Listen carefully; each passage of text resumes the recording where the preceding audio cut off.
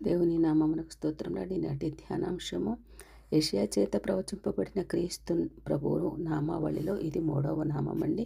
బలవంతుడైన దేవుడు 2వ భాగం అండి. నిన్నటి దినమున కొన్ని బలవంతుడుగా యేసుక్రీస్తు ఎటువంటి గొప్ప కార్యాలు మన గురించి చేశారో నేర్పించినందుకు వేలాది స్తోత్రం అండి. మరికొన్ని విషయములు ఇంత గొప్ప బలవంతుడైన త్రియేక దేవుడు మన అండనుండగా భయపడవలసిన పని లేదు. తన బలము చేత ఆకాశము, భూమి, సముద్రము సర్వము సృష్టించిన పరమ తండ్రికి లోబడకపోవడానికి సముద్రానికి ఎంత ధైర్యం! అందుకే గోడ వలె నిలబడిపోయింది.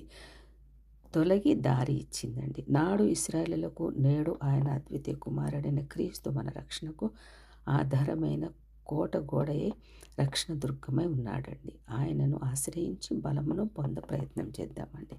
మన బలవంతుడైన దేవునికి బలాతిశయము ఆరోపించుడి. అంతరిక్షమున ఆయన బలాతిశయం ఉన్నదని కీర్తనకారుడు మనలను హెచ్చరిస్తున్నాడండి. కీర్తన గ్రంథం 68:34లో నాకు బలం ధరింపచేయువాడు ఆయనే అని స్తుతిస్తూ, నాకు బలమైన ఆశ్రయము నీవే అని కీర్తన గ్రంథం 71:8 అని తనను తాను ధైర్యపరుచుకున్నాడండి దావీదు భక్తుడు. యెహోవా ఆత్మ జ్ఞాన బలములకు ఆధారం ఆత్మని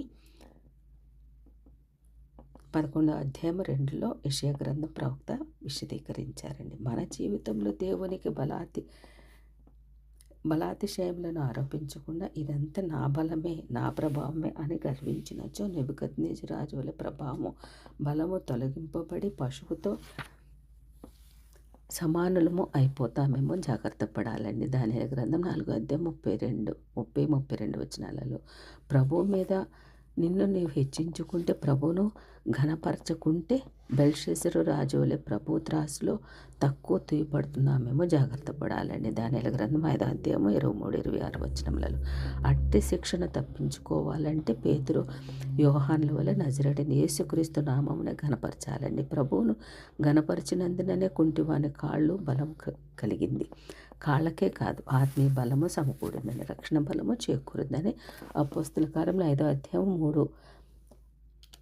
5:3 మనకి కనిపిస్తుందండి. యెహోవా యందు నాకు మహాబలము కలిగనని హన్న ప్రస్తుతించిందండి దేవుడిని. దేవా, నా చేతులను బలపరచమని అనేక పర్యాయములు ప్రార్థించి మందిరాన్ని కట్టడానికి పూనుకున్నాడండి నెహెమ్యా. నన్ను బలపరచువాని యందు నేను సమస్తము చేయగలను అనియు ప్రభువు పునరుద్ధాన బలము ఎరుగు నిమిత్తము సమస్తమును నష్టపరుచుకున్నానని పౌలు భక్తుడు సాక్ష్యం ఇచ్చారండి.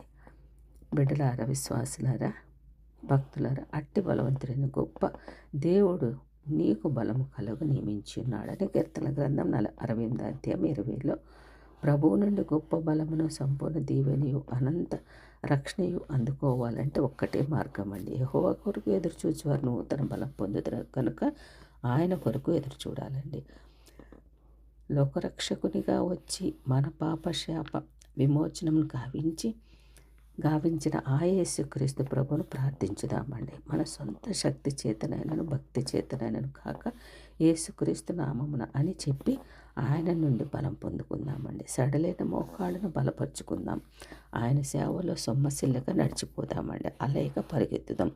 పక్షిరాజు వలె ఆయన సేవా భారాన్ని మన భుజస్కంధములపై వహించి పైకి ఎగురుదామండి. నిత్యుడకు తండ్రి, బలవంతుడైన ఆ దేవుని నుండి మనకు కావలసిన బలాతిశయములను పొందగా వేడుకుందామండి. కృపామయుడైన ఆ దేవదేవుడు తన కృపావర్షాన్ని మనపై కురిపించి దీవించును గాక. ఆమేన్.